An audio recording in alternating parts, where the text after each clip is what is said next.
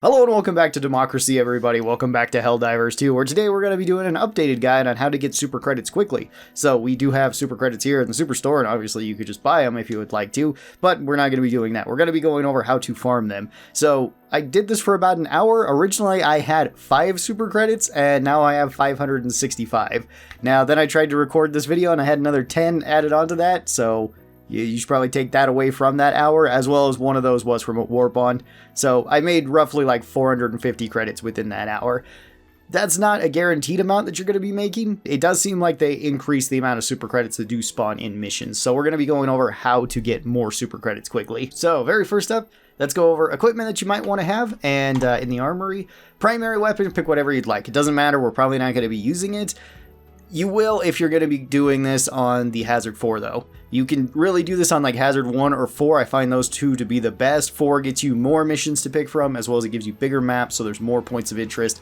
That one can be better if you're playing this in like a 4-man squad. If you're going to do this solo and you're only going for the super credits, I would recommend that you just do it on the Haz 1. You can also do that for the common samples. Haz 4 is where the rare samples start showing up. For a secondary, any secondary works, but 2 of them in particular are pretty good. If you have the ultimatum, this one's pretty good because you can blow up buildings, you can open up crates with it, which is nice.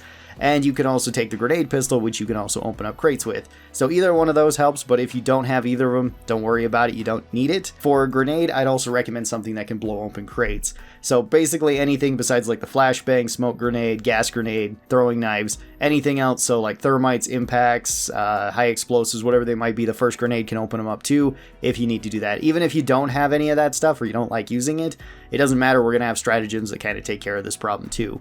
For armor, I would highly recommend that you take light armor, really any kind, doesn't really matter what it is. Light medical would be the best, but you don't need that. Any sort of light armor works just so you can move around the map faster. I would recommend that you have the stamina enhancement booster already unlocked. This is already one of the best enhancers in the game, and this one will just make it so you recover stamina quicker and you also move faster than you otherwise would. That's kind of a hidden effect that this one doesn't say that it does, but you do get extra movement speed from this. So stamina enhancement is good. If you don't have this one though, you could go with the Hell Pod optimization. That's still fine. You still get some more stims from it, so you can still move a little bit quicker. And then if you got some of these other ones, like the experimental infusion can work, because that gets you extra movement speed whenever you pop the stims. And then for the stratagems that I'd recommend, you probably want to have the anti-material rifle unlocked. This one's going to make it really easy to open up crates, and you can't really injure yourself with it, so that is pretty good. You can also pick the crates off from a distance, so that's kind of cool, just to scope out to see if there's anything in them, if you're running between objectives, so you can get through it a little bit quicker. If you don't have this one though, EATs can also work. These guys are pretty good because you get 2 of them, and they'll open up crates too if you really want that. Other options could be like the recoilless rifle, but this takes up your backpack slot, so you don't really want that. Same thing goes with the auto cannon, or like the air burster missiles. I guess you could use the commando as well. Commando would work, but I'm assuming if you already have these unlocked, then you probably have the anti-material rifle unlocked. The other stratagem that you want unlocked is the jump pack. Jump pack's going to make it so that you can get around the map a lot quicker than you otherwise would. This one is just super useful. You don't have to be very high level to get this one either, so pretty much just anti-material rifle and jump pack. If you're doing the Haz 4 missions, I would recommend that you also get the fast recon vehicle, assuming that you're high enough leveled for it or you have a teammate that's bringing it, because this one is extremely useful for just getting around the bigger maps. On Haz 1, you don't really need this because the maps aren't super big and it doesn't really save you that much time between objectives. So to start this, we're going to have to pick a faction. We have 3 factions to pick from as of right now, with the squids, the bugs, and the bots. Any of these can work, but I find that the bots are generally the easiest to do these runs on. So let's go here, and then we're going to find a planet. Be sure to find a planet that's pretty open, that you can kind of see on. Usually you can tell by the screenshot that we have here. If it looks pretty open, then that's probably a good spot to look. If it looks kind of densely foliated, it might be more difficult to find objectives, so you may not want to go to those. And if you have any of these objectives where it can be like rainy, that means it can also be foggy and it can be hard to see. Same thing goes with snow planets, because this can slow you down thanks to the blizzard, the snow itself, and you can also run into those freezing plants. So try to find a planet that has the least amount of clutter on it that you can. Once you find that, I would recommend that you go to either trivial or you go up to the 4th difficulty, which is challenging. This will get you more objectives to pick from in challenging, which is good because that means you basically never have to re-roll the actual maps. If you're on trivial, you might have to do this, and you're just going to be looking for one of these objectives. So something like this. Be sure to look at the map icon itself. With this one, there is coastlines here, but as long as it's like this, where it's mostly ground and a little bit water, that one will work perfectly fine. Let's see if we can find one that would be not so great. Actually, these all might work. Yeah, all of these might work. If you see it that it's mostly an island and there's mostly water around it, I would say skip those ones because you are very unlikely to get very many points of interest. So look for ones that are kind of like this, more ground than they are water if you are on a water planet. If you're on a desert planet, you can kind of see this with the rock formations too. What you want to do is drop on either side of this island because we're just going to be going through it, and once we get to the other end of it, we're going to be resetting it so that we can run it again. This way we can get through these missions a lot faster than we otherwise would. So for a booster, be sure to take your stamina enhancement, and then for the stratagems, once again, I'd recommend the jump pack and the anti-material rifle. Anything else you can pick. Karl, if you're doing that, has 4 missions again, but other than that, you can pick whatever you'd like. Just pick 4 of them really quickly so that you can get into the mission. Then we are going to call down our stuff, and we're going to be moving towards the nearest objective, which is right over there. So call in the anti-material rifle and call in the jump pack. Those are the 2 things that you really want. Jump pack's just going to make this a little bit quicker. Anti-material rifle will help if we find any crates. The more crates you find, the better. Since the more crates you got, then you can, you can also shoot down the fences with something like the anti-material rifle if you'd like. That way, if you're on the other side of it, you don't have to worry. You just have to make sure that you're actually hitting the bars, because if you shoot in between the grate, it doesn't count. So, snag our jump pack. We already got some super credits, which is pretty awesome from our first run. And then we're going to be going up here to the next point of interest. So look for any buildings like this, because there's a very high chance that they're going to have crates in the back, like this one. And once again, we got even more super credits. Anti-material rifle in there too if we need that. We blew ourselves up for whatever reason. Again, you can use grenades to open up those. The anti-material rifle is just a little bit quicker.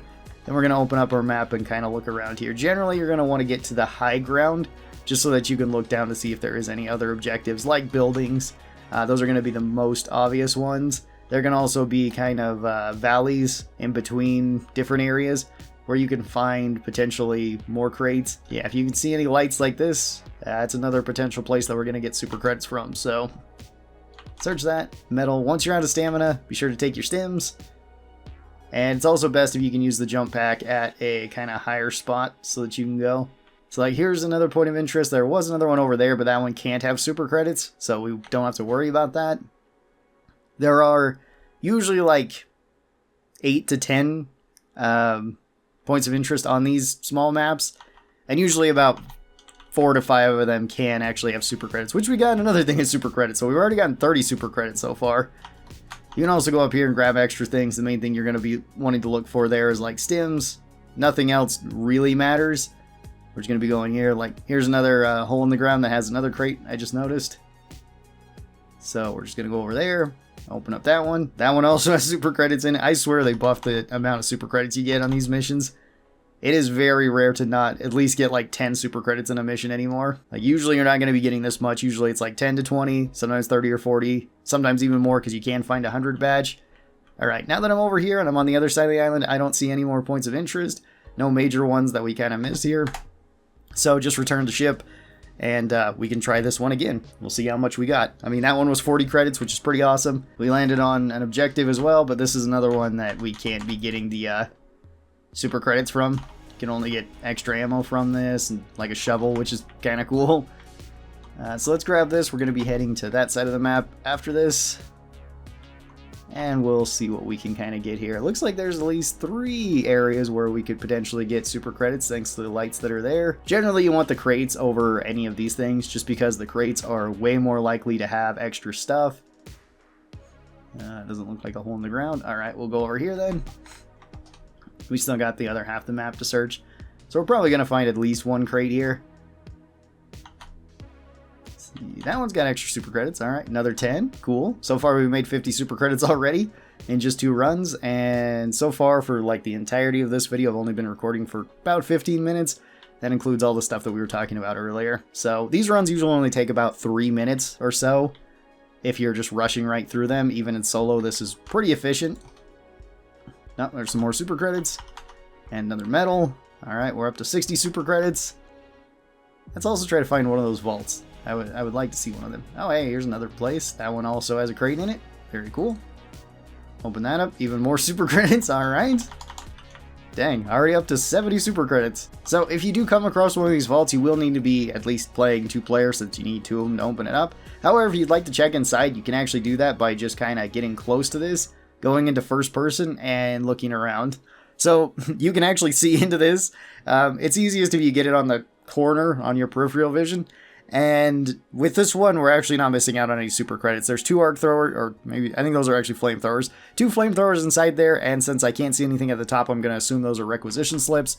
Not a big deal. If you do find one of these and you got like 3 of them in there, you might want to call like a friend, see if they could join into your mission, because, you know, 3 batches of super credits are at least 30, which is pretty awesome. Alright, well this time it doesn't look like I got any super credits, which can happen.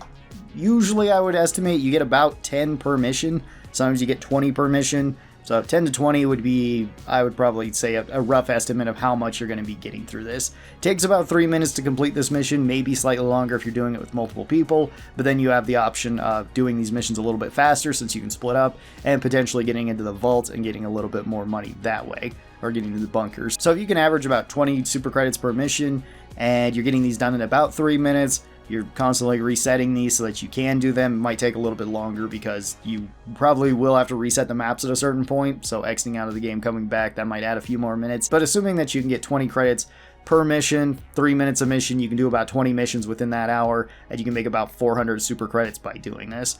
That is kind of optimistic. You may not always get that much. Once again though, once you have like 1,000 of them, you can start unlocking various war bonds, and there should be about 3 of these super credit options per war bond. So you can get another 300 thanks to that. Hopefully this kind of helped you out. Thank you guys so very much for watching it, and I'll talk to you guys next time. Bye bye everybody!